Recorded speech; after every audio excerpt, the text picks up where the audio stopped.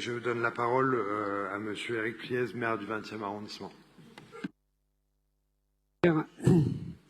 Oui, ce vœu s'inscrit dans le droit fil de ce qu'on vient de dire. Il a été adopté par le conseil d'arrondissement du 20e arrondissement pour mettre d'abord en lumière la situation dramatique des personnes sans domicile fixe qui vivent et qui dorment dans le parc de Belleville.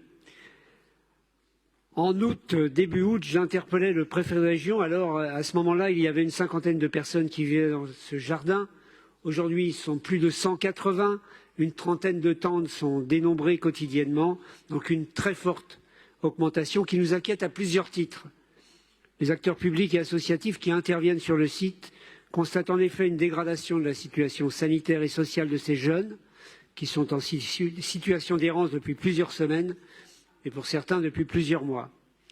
À ces conditions de vie indignes s'ajoutent évidemment des conditions d'hygiène et de propreté du parc qui se dégradent de jour en jour malgré l'intervention renforcée des services de la ville que je veux saluer. Et je veux saluer la qualité de l'engagement des agents du service public parisien dans ce parc très prisé par les familles du 20e.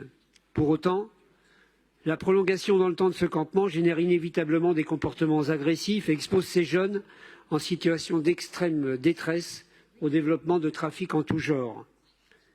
Elle génère aussi une mobilisation citoyenne légitime d'habitantes et habitants choqués par l'absence de solutions proposées à ces jeunes et je veux saluer cet engagement solidaire que la mairie du 20e a vocation à soutenir et à accompagner.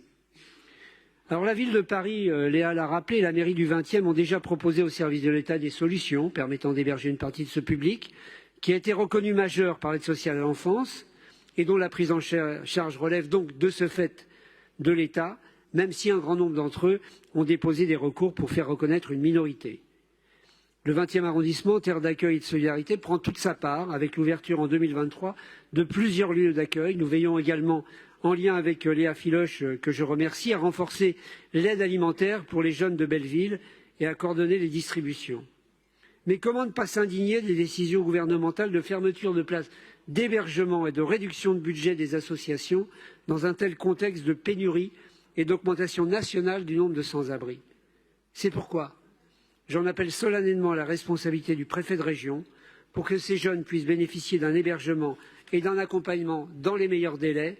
Tout doit être fait, en effet, pour éviter une crise humanitaire avant l'hiver et avant que ce campement ne prenne des proportions incontrôlables. Je vous remercie.